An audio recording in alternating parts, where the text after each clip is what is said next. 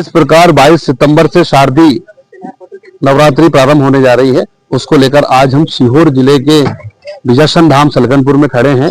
और आपको बता दें कि यहाँ पर ट्रस्ट की तरफ से और शासन प्रशासन की तरफ से क्या क्या तैयारियां होने जा रही है, हो रही है।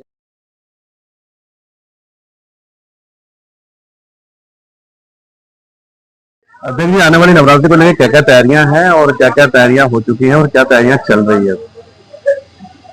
शारदीय नवरात्रि का पर्व बहुत महत्वपूर्ण होता है और आपको जानकारी में होगा कि प्रतिवर्ष लाखों लोग प्रतिदिन दर्शन करने आते हैं।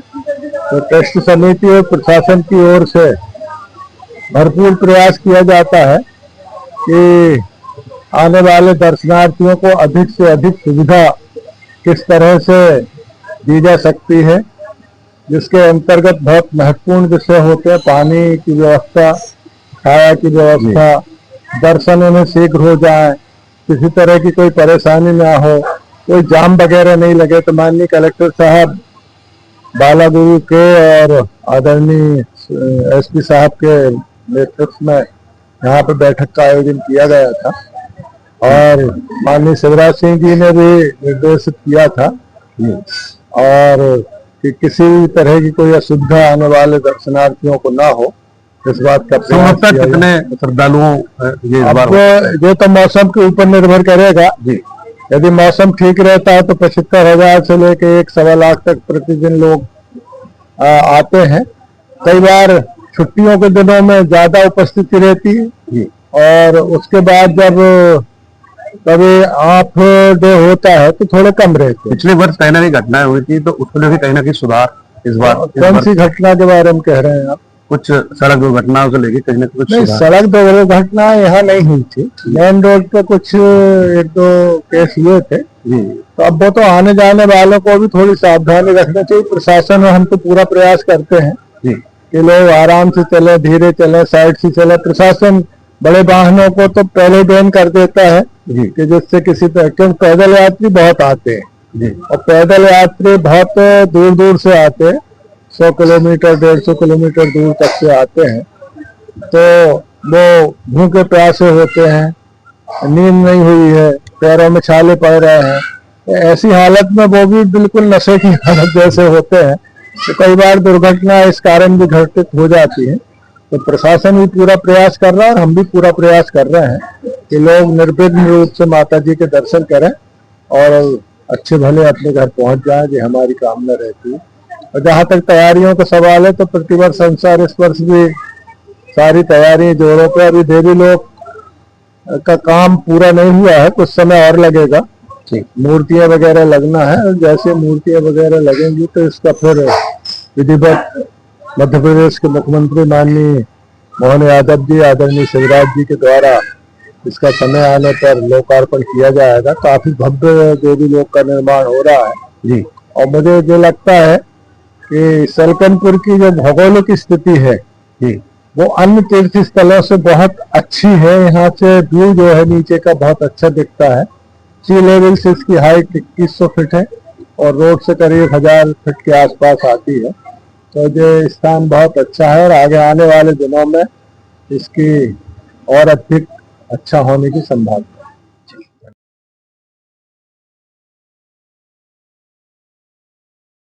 ये इस बार नवरात्रि का अभी जो आने वाली है, इसको लेके क्या तैयारी की गई है? आप दुकानदारों को क्या सुविधाएं दी गई हैं?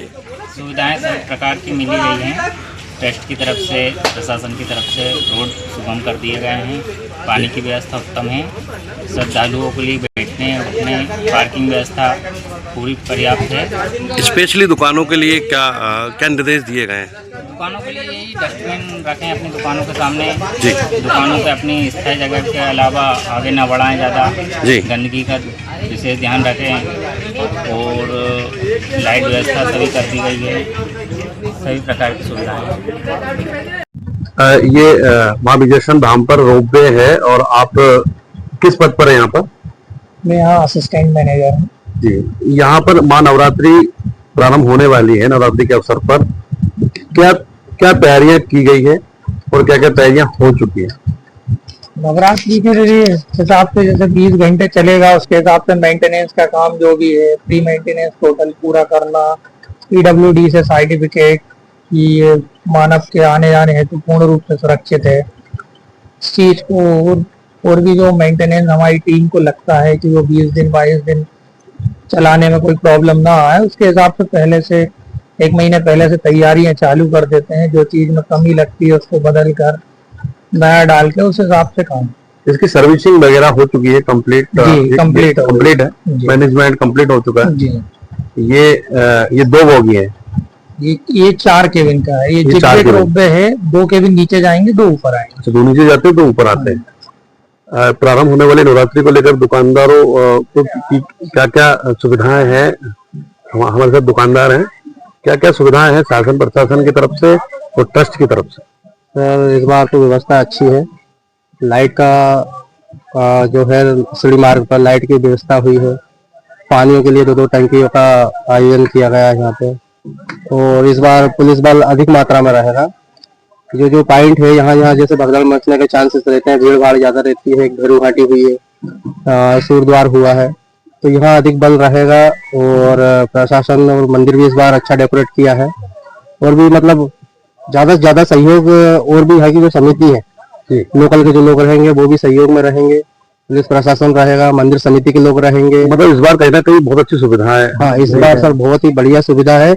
और हमारे जो उपाध्याय जी है श्रीमान महेश उपाध्याय जी अध्यक्ष साहब, उन्होंने इस बार बहुत ही अच्छे तरीके से सब पूरा सिस्टम जमाया है।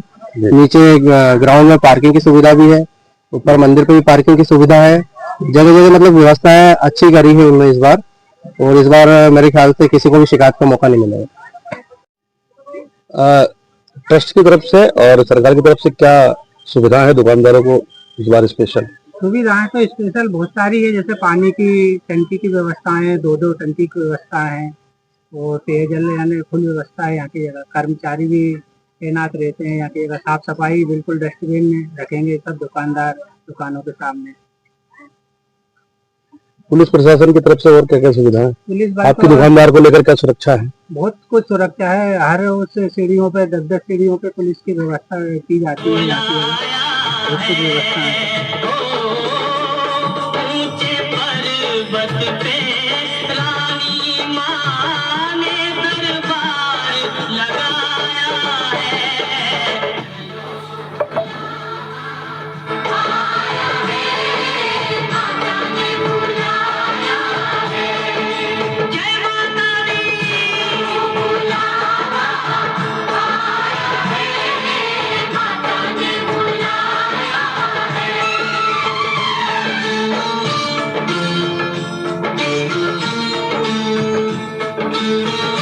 सतकनपुर वाली माता जी, आप ये दृश्य देख रहे हैं, मनोरम दृश्य।